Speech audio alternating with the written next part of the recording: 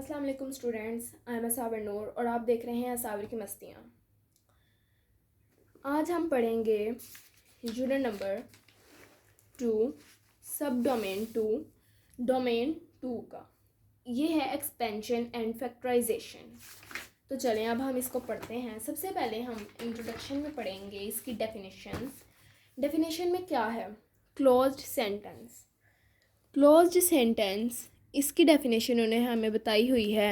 A clause sentence is always true और always false.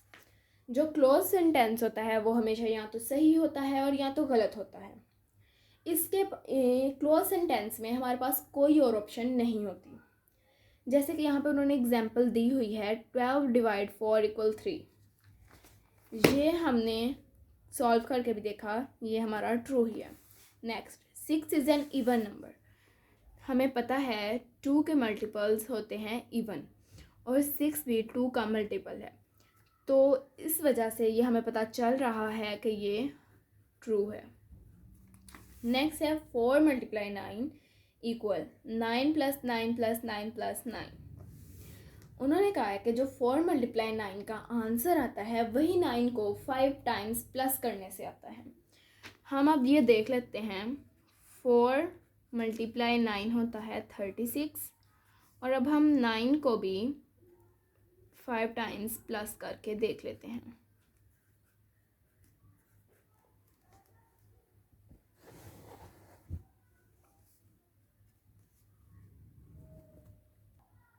Nine को 5 times plus करने से आता है 45। So it's wrong. ये हमें देखने से भी पता चल रहा था और हमने इसको सॉल्व करके भी देख लिया, ये है फॉल्स। ये होता है क्लोज्ड सेंटेंस। नेक्स्ट हम पढ़ेंगे ओपन सेंटेंस।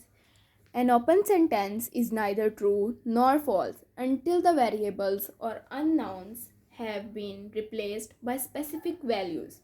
उन्होंने कहा है कि जो ओपन सेंटेंस होता है वो हमेशा ना तो सही होता है और ना तो गलत होता है जब तक उसकी जो वेरिएबल्स हैं, अननोन्स हैं, जिनका हमें नहीं पता, जो हमें अल्फ़ाबेट्स उन्होंने दिए हुए हैं, वो किसी स्पेसिफिक वैल्यू से रिप्लेस ना हो जाए। जैसे कि अब इन्होंने हमें फर्स्ट में दिया हुआ है x प्लस 4 इक्वल 10।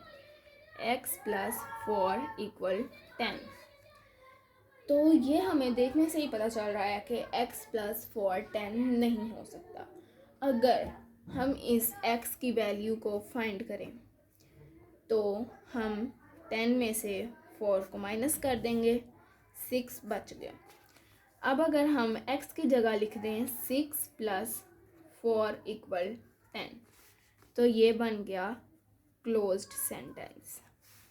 और अगर हम देखें x प्लस 4 इक्वल 10 को, तो वो हमारे पास ओपन सेंटेंस है, क्योंकि x की वैल्यू का हमें नहीं पता।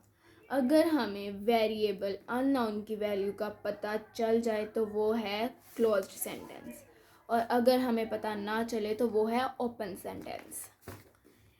जैसा कि उन्होंने नीचे बताया हुआ है, the above sentences in 1 and 2, ये जो ऊपर हमें ये 2 सेंटेंस दिए गए हैं, are neither true nor false. वो ना तो सही हैं और ना तो गलत हैं।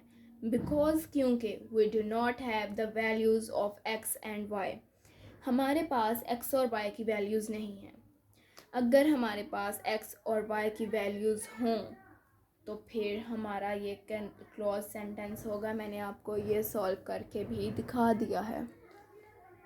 नेक्स्ट हम पढ़ेंगे algebraic expression.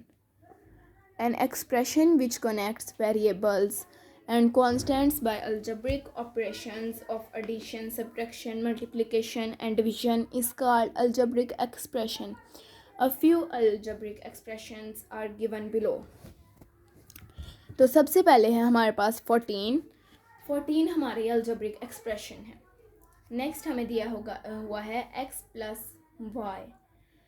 X plus y, इसके बीच उन्होंने कहा है जो अलजेब्रिक एक्सप्रेशन, वो ऐसी एक्सप्रेशन होती है जो कि variables and constants by algebraic operations, connects by algebraic operation, जो अलजेब्रिक ऑपरेशंस के ज़रिए उन्हें कनेक्ट करती हैं, जो कि एडिशन, सब्ट्रैक्शन, मल्टीप्लिकेशन और डिवीजन हैं, वो अलजेब्रिक एक्सप्रेशन कहलाता है। तो ये जो प्लस है ये अलजेब्रिक ऑपरेशन है, जिसकी वजह से ये अलजेब्रिक एक्सप्रेशन कहला रहा है। इसी तरह ये बाकी सारी भी हैं एग्जाम्पल्स। नेक्स्ट है हमारे पास इक्वेशन। इक्वेशन क्या है? A sentence that shows equality sign between two expressions is called an equation.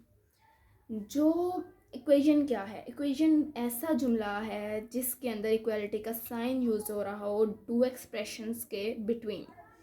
जैसे 3x + 5 = 0। उन्होंने कहा है 3x + 5 = 0। ये हमें नहीं पता कि ये हमें पता चल रहा है कि ये 0 इसका आंसर नहीं है और ये ओपन सेंटेंस है। इसके बीच उन्होंने कहा है अगर इक्वालिटी साइन यूज़ हो जाए, इक्वालिटी साइन, तो ये बन जाता है इक्वेशन। इसके बीच भी इक्वालिटी साइन यूज़ हुआ, इसके बीच भी, इसके बीच भी, तो ये हमारे पास इक्वेशंस बन गई। और अगर हम इनको इक्वालिटी का साइन हटा कर देखें तो ये हमारे पास ओपन सेंटेंस है। नेक्स्ट हम अपना की फैक्ट देख लेते हैं। एक्सप्रेशन एंड इक्वेशन के बीच हमें डिफरेंस बताना है। उन्होंने क्या, एक्सप्रेशन जो होती है वो वन साइडेड होती है, मतलब कि इसके बीच इक्वल का साइन नहीं आता, तो इसकी सिर्फ एक साइड पे वैल्यू होती है। ये देख सकते हैं आप, इसकी सिर्फ एक साइड पे वैल्यू है। और इक्वेशन इज़ टू साइडेड, इसके बीच इक्वल का साइन आ जाता है, जिसकी वजह से ये टू साइडेड हो जाती है। It has no relation symbol. Expression उसका कहा हुआ है it has no relation symbol. तो जैसे कि अब रिलेशन सिंबल्स क्या होते हैं? Plus, minus, greater than, less than, greater than और इक्वल दैन, लेस दैन और इक्वल दैन, ये हमारे होते हैं रिलेशन सिंबल। तो जब हमारे पास इक्वालिटी का साइन ही नहीं आना, जब हमने किसी चीज़ को प्लस ही नहीं करना, तो फिर हमारे पास इक्वालिटी का साइन नहीं आएगा, रिलेशन सिंबल नहीं आएगा, तो फिर मतलब हम कैसे कंपैरिजन करेंगे? नेक्स्ट हमारे पास equation, it's relation symbol is equality. ये इसका जो रिलेशन सिंबल होता है इक्वेशन का, वो इक्वालिटी होता है, क्योंकि जब हम किसी चीज़ को किसी चीज़ के इक्वल में रखते हैं तो हम उसे बता सकते हैं कि ये चीज़ ज़्यादा है, ये चीज़ कम है। एक साइड, फॉर एग्जांपल, मैं एक साइड पे 2 एप्पल्स रखती हूँ और एक साइड पे 1 एप्पल रखती हूँ और मैं कहती हूँ कि ये बताओ इसमें से ज़्यादा क्या है, तो फिर हम ये ग्रेटर दैन का साइन लगाएंगे 2 एप्पल्स की तरफ, जिससे हमें ये पता चलेगा कि जो सा एप्पल्स 2 हैं वो ज़्यादा हैं। नेक्स्ट है हमारी इनइक्वालिटी।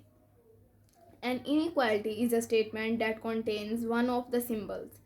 इनइक्वालिटी वो होती है जिसके, वो ऐसी स्टेटमेंट जो इन सब में से एक सिंबल रखती है। Greater than, less than, greater than और more than, equal than, less than और इक्वल दैन। ये अब ये 3 इज़ लेस दैन 4, इसके पास लेस देन का साइन है, इस वजह से ये हमारा इनइक्वालिटी है। नेक्स्ट इसके पास है 7 - 3y इज़ ग्रेटर देन और इक्वल देन 9। इसी तरह ये नीचे वाली वैल्यू है। तो चलें आज का सबक हम यहीं पे ख़त्म करते हैं। नेक्स्ट लेक्चर में हम अपनी एक्सरसाइज सॉल्व करेंगे इससे रिलेटेड।